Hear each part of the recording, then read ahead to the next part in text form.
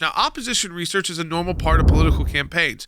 What's not a normal part of political campaigns is going to the FBI as a campaign's attorney and saying, by the way, I'm not here as the campaign's attorney, but I'm going to give you opposition research on the candidate we're running against. In this case, it was Hillary Clinton's outside counsel with info on Donald Trump and the Trump organization. You got to ask yourself about the FBI's actions here, too. Were they winking and nodding here? If you're texting the FBI General Counsel pretty, casually about information like this, it means they know who you are and you know who they are, which means you likely know this is the guy, this is Hillary Clinton's top attorney. I have something time-sensitive and sensitive I need to discuss.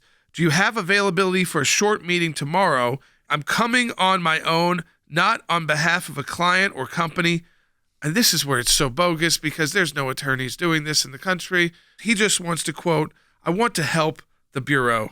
Thanks. He not only stated it, but on page 5 of the brief, they now have the notes where it says Michael Sussman, and then it says represents DNC, Clinton Foundation, etc., but not for the purposes of this meeting, which raises two questions. One is, the FBI knew he represented the DNC and the Clinton Foundation. What do they think? He's just coming over there to stop and chat?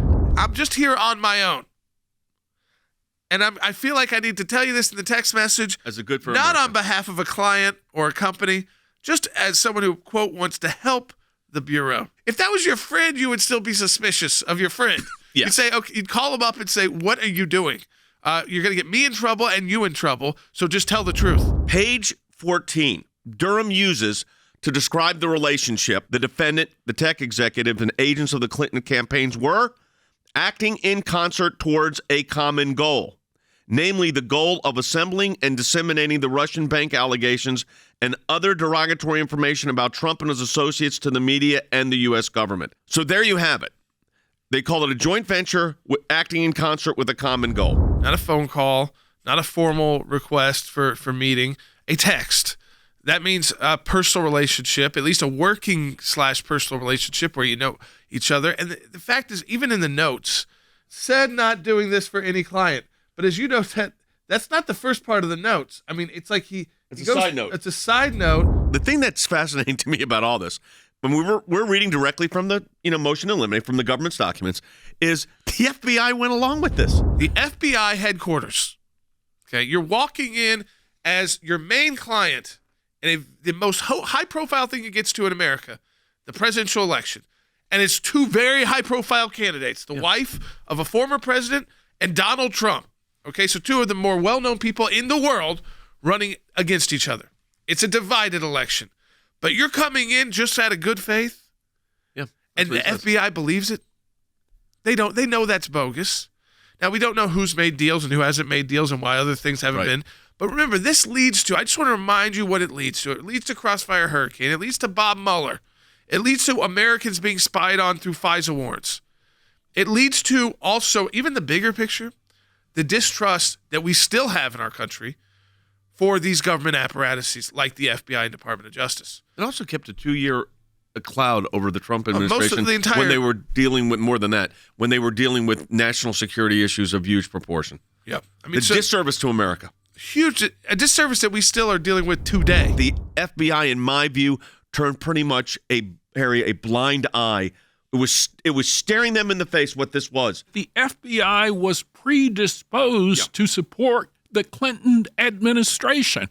I think we have seen clear and unmistakable evidence of that in the communications between Peter Strzok and Lisa Page. And so if you look at the entire body of evidence, we can reach one conclusion and one conclusion only, and that is that President Trump was set up before the election, and it continued after the election. It became Bob Mueller. It became FISA warrants. It became General Flynn. I go through the list. It put a cloud over a presidency for 2 years, over 2 years. I know a little bit about it. I represented him. So did Jordan. And I'm not trying to rehearse the history. It's just because this isn't history. This is filed yesterday or day before. So this is brand new. People are fed up, and they're angry, and rightly so. And I think they're a little fed up too with Durham because he's taking forever.